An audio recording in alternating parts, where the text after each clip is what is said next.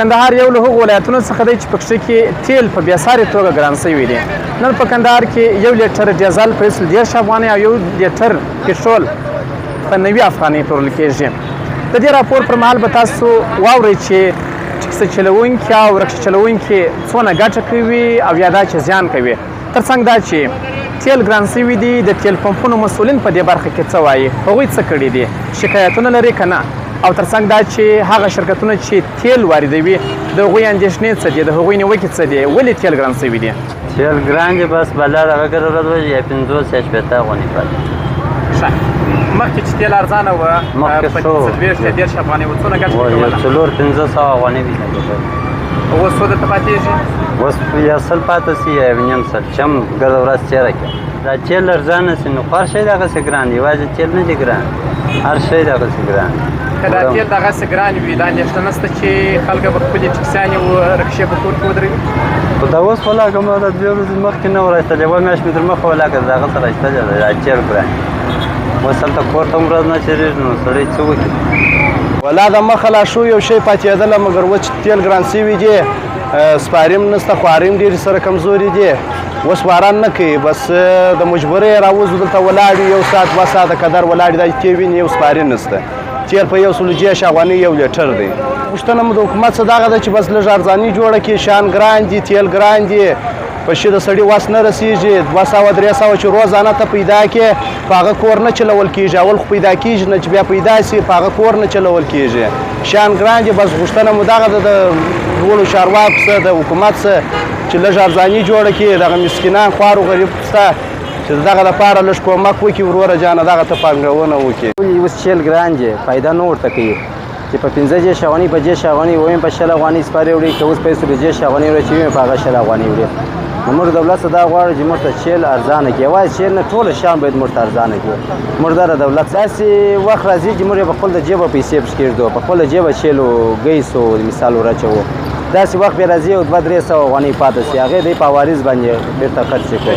داسې ډېر په سلو کې 15 نوي اوس په کورو کې درولېږي موټران، 15 چلي، هغې هم د مجبورۍ چلي، 15 نوي د مجبورۍ په کور کې ولاړ دي، بېکاره ګرځي خوارکیان، نه یو روزانه ور پیدا کېږي، نه یو بل کار ور پیدا کېږي. او دوی وایي موږ ته تیل ګران دي، د هغو به موږ چیش کوو، پور دار به کوو، څنګه کوو د هغو تیل ارزانه کېږي او موږ بېرته موټران وباسو او خواري په وکړو. دوستانو، تاسو د عامو شهریانو خبرې واورېدې چې چا ټکسي چلوله، چا رکشه چلوله چې هغوی د تیلو د ګرانېدو څخه سر ټکاوه، ویل چې دوی ته څه نه پاتېږي.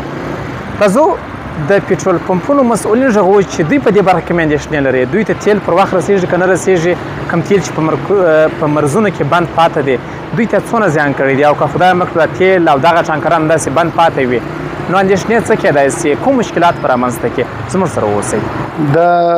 د حکومت خو دا ښه اقدام دی چې دا خراب معیار تیل بند سي، دا خو ډېر ښه اقدام دی، خو اما مشکل دلته دا شی دی چې اوس هم داسې تیل راځي چې هغه ډېر کیفیت یې کم دی، او که داسې وسي چې دا یو مخکې بند سي، مطلب او که داسې هم وسي چې مطلب هغه کې یو 20% خراب وي، 80% سم وي، خو هغه هم د منلو وړ دی، یعنې کوم مشکل نه جوړي. او که یو مخیزه خراب یا ښه خبره چې حکومت بند کړی دی، خو اما باید او که دا رقم بند سي، حکومت یو مخې بند کړي او دغه پمپونه دغه رقم د تیلو دغه شاید دغه پمپونه موږ په تاوان کې شاید دغه پمپونه وتړل سي په آینده کې، او پمپو تړلو سره باید ډېر خلک بېروزګاره کېږي، یعنې د کار د لاس ورکوي.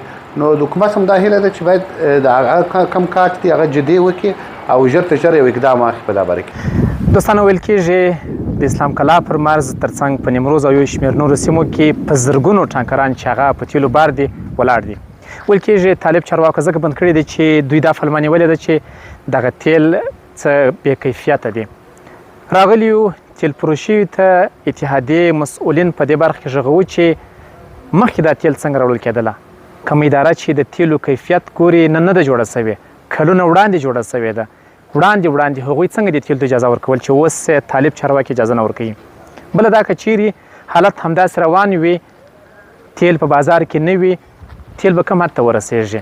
او تر څنګ دا چې ویل کېږي که د تیلو همداسې کمښت وي، یو شمېر تیل پمپونه بندېږي. زموږ سره واوسئ چې مسؤل کسان په دې برخه کې وغږوو. د تیلو د ګرانۍ باعث دا دی چې په اسلام کلا کې او په ملي ابتداش کې د نیمروز په شمول په داسې راداتو باندې تیل بې شماره ډېر تیل ولاړ دي، مشکل د نور میشتندار دی. نو هغه تیل چې دا 20 کاله راتله اوس فعلا نن دغه تیل راځي، خو اسلامي امارت په راتګ سره دغه خبرې جدي نیولې ده چې باید تاسې سم تیل راوړئ. نو دا ټوله هېوادوالو ته معلومیږي، ټوله نړۍ ته معلومیږي چې افغانستان یو غریب ملک دی، یو لیدلی ملک دی. د دولت په دولت قرارداد نشته، شخصي تجارت دی. د تیلو اول ته د شخصي پالشګاو سره نیسي، نو طبعا 10% 10% یا د تیلو کیفیت کمزوري. زموږ د امارت مسلمینو سره ارزو دا ده چې هغه تیل چې 50% یا مطلق خراب وي هغه موږ هم د دې طلبګار نه یو باید بند سي. او دغه تیل چې مثلا د فیصدي یا 5% 4% تاسو وینئ چې اوس ډېر پمپونه چې تیل نشته پکښې کې، یعنې پمپ والا خو تیل راشي خپلې 3 افغانۍ 2 پر ګټې نه غواړي چې پمپ بند سي، مګر تیل شته نه. او دا اوس د تیل فروشي په مارکیټ کې، په ګرم مارکیټ کې 50 ټنه تیل نشته. پخوا به په 0 ټنه تیل ولاړ و. نن دوی وایي چې مثلا په ملي افتاداش کې 400-500 موټر وای ولاړ دي، دغه رنګ په اسلام کلا کې ولاړ دي، دغه رنګ په نیمروز کې ولاړ دي، چې اوس مانځي دا تیل د مشکل السي دا تیل دغه نه پورته کیږي، ځکه چې د ایران ډیر ارزانه تمامېږي.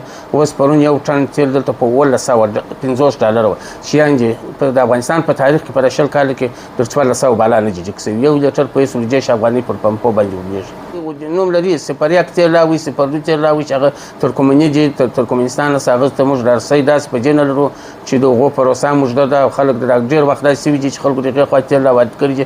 ایران تیل پرې رسوي چې تجاران یې ډېر خوښ کړي دي. ټول دولت په خبر دی. پرون په هرات کې خلک ورغلي وو، هغوی چې جواب ورکړی و چې 1 لیټر په 1000 افغانۍ سي امې نه یې لکوو. کابل خبر دی په دې موضوع، حتی چې برای ماښام یو پوسټ اقتصادي معلومات کړی و چې مثلا په دغه کیسه کې د خلکو لاسونه دي، خو باید دې جدي ونیسي دا موضوع چې هر څوک چې دا مشکل جوړوي باید قانون منګولو ته وسپاري. زه دغه تا ته وایم چې اوس فعلا په پمپو کې تیل نشته. په لوګر کې مثلا د غزني پر لار دور وکښته که دغه تیل اعلان نشي دغه 1 لیټر په 200 افغانۍ همچنۍ نو څه جوړه اوس مطلق نشته، ګرساره نه راځي یا نه پیدا کېږي. هغه تیل چې د ترکمنستان او ایران حکومت پخوا پروش د لوري شرکتونه په غو پروش بند کړی دي، پر موږ نه خرڅوي هغه تیل چې دی کاروي. او د ترکمنستان او دغه ځای تیل چې ماته ته در مخه مول چې هغه خو یو ګران دي پروسه وجده ده 45 ورځې در مخه به پیسې جمع کوي، بیا به دوی ټانکران نه پیدا کېږي.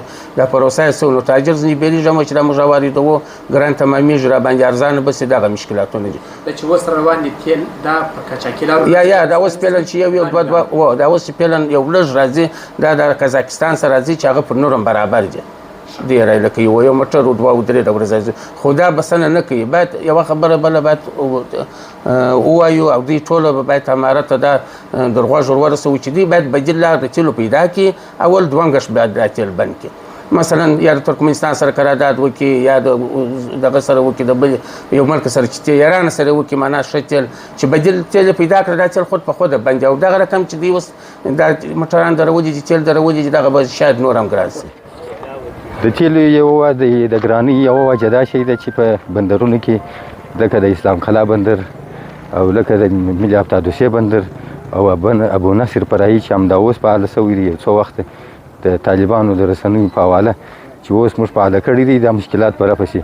نو د دې دپاره چې دوی تیل زیات راوارد کړي د نور سټنډرډ اداره په تیر نظام کې موجود درلودي، اوس هم موجود درلودي، په هغه وخت کې هم دغه ډیزل روان و هم دغه تیل روان و. خو یو وجه اوس داسې پیښه شوې ده چې در پخوا بې کیفیته تیل ډېره روان دي او اصلي تیل سم تیل یې بند کړي دي. موږ نه پوهېږو چې دا څه وجه ده. چا بند کړي دي؟ ایران او ترکمنستان که طالبانو؟ طالبانو بند کړي دي. د طالبانو د نورمي سټنډرډ ادارې په نامه باندې چې دا یو مستقله اداره ده، مرکز یې په کابل کې دی، په بندرونو کې خپل په اصطلاح هغوی خپل ادارې لري د هغو د اوامرو په نامه باندې هغوی بند کړي دي. حال دا چې تاسو راسئ وګورئ که کوم وخت د مشاهدې وخت کې موږ به تاسو ډیزل درښکاره کړو چې په داسې شکل سره ډیزل دلته را روان دي چې هغه هېڅ د دغه وړ نه دي چې څوک یې په دغه کې استفاده کړي په موټرونو کې. که دوی د موټرونو غم اخیستی دي چې دا خرابېږي نو خو هغه اصلي ډیزل دي را ایله کړي، اصلي یې بند کړي دي.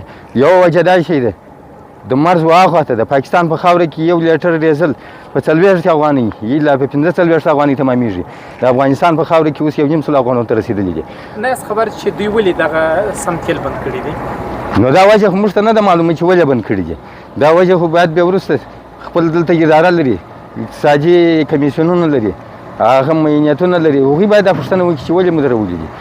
خراب تیل روان دي دلته او سم تیل بند کړي دي وجه څه شي ده په دا څو مرزونو کې به تقریبا 2000 موټر ولاړ دي ډېر زیات اندازه ولاړ دي دې ته په اصطلاح پشت خط وایي د پشت خط دا معنی د پاکستان په خاوره کې د ایران په خاوره کې ولاړ دي که په تورغونډۍ کې جلته هم درولي دي که په اسلام کلا کې دي هلته هم درولي دي نو اوس په هرات کې یو څاک تیل شته نه په کندهار کې شته نو ورځ په ورځ یو ورځ دربلې څخه د تیلو نفتي موادو قیمت لوړېږي دوستانو تاسو به د تیلو د اتحادیې د مسؤلینو خبرې اورېدلې چې هغوی دوې خبرې کولې یوه دا چې په مرزونو کې په زرګونو ټانکران بند پاتې دي چې د نورم سیندرد ادارې درولې دي چې ګواکې په دې کې خراب تیل دي او ترڅنګ دا چې بیرته همدغه مسؤل کسان دا کوي چې په ښار کې اوس هم بې کیفیته تیل شته اوس هم هره ورځ دلته بې کیفیته تیل را روان دي هره ورځ ځینې ټانکران روان دي د لې په بازار کې پلورل کېږي د دوی غوښتنه هم دا وه چې که بندیږي باید په کل کې بند سي ولې سلیقوي چلند کېږي چې د یو شمېر کسانو